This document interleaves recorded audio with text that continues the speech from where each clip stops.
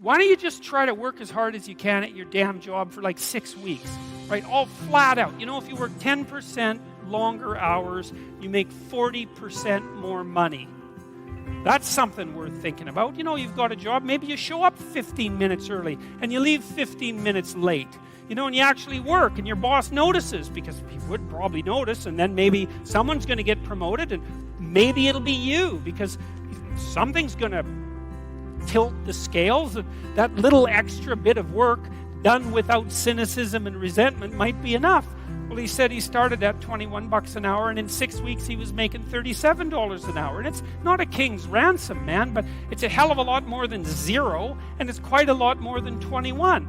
He said his life had turned around substantially because he learned if he put some damn effort into it. And I'm not trying to be Joe Optimist here. Like, I know that people hit runs of bad luck, and that things can take you out of life, right? Unfortunate illnesses and betrayal, and like there's no shortage of randomness and horror that can wipe you out even if you're doing your best. But you don't have a better bloody plan than to do your best, and it tends to work a lot better than you think. And what's so interesting about the hierarchies that people set up is that that's how they're set up.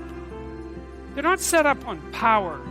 They're set up on reciprocity and skill and trust. Not always. You know, and if you're in a job where you work hard and you're a good guy and you're doing your best and your boss is a bloody tyrant and you never get a break, it's like, okay, fine.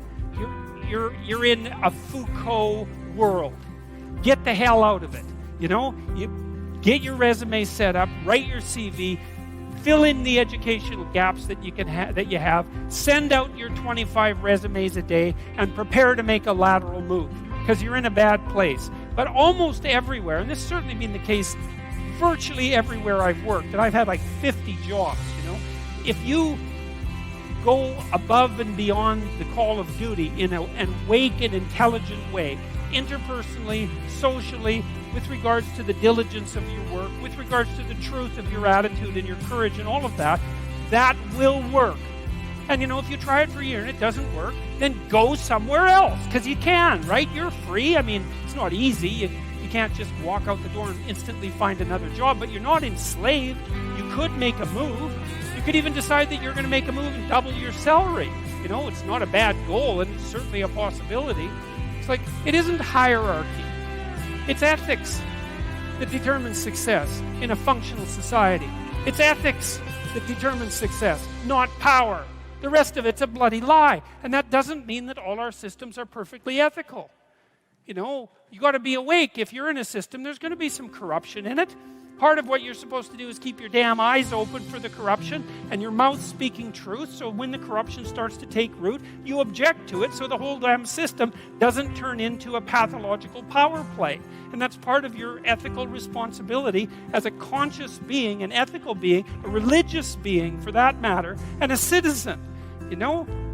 And you're charged with that. That's why you vote. That's why you're the cornerstone of your state, man. You're the what would you call? You're the wellspring of the ethical actions that replenish the dying world. That's what you are. And if you act, that's what you are. And if you act that out properly, then things work. And that's why that's always been described as ethical behavior. It's not because you're supposed to be good, you know, and being good isn't that easy anyways. And it certainly doesn't mean being nice and harmless. It's not an easy thing to be good. You have to be tough as a damn boot to be good, because you have to stand your ground when you need to stand your ground. And you have to be able to say no when it's time to say no. And you have to mean it. And so then you have to think and plan strategically so that when you're going to say no, you can mean it and it will stick. You know, and that takes a certain amount of integrated malevolence, I would say. And once it's integrated, it's not malevolence, it's strength. It's strength of character. It's the ability to stand your ground. And you have to cultivate that. And you cultivate that at least in part by telling the truth.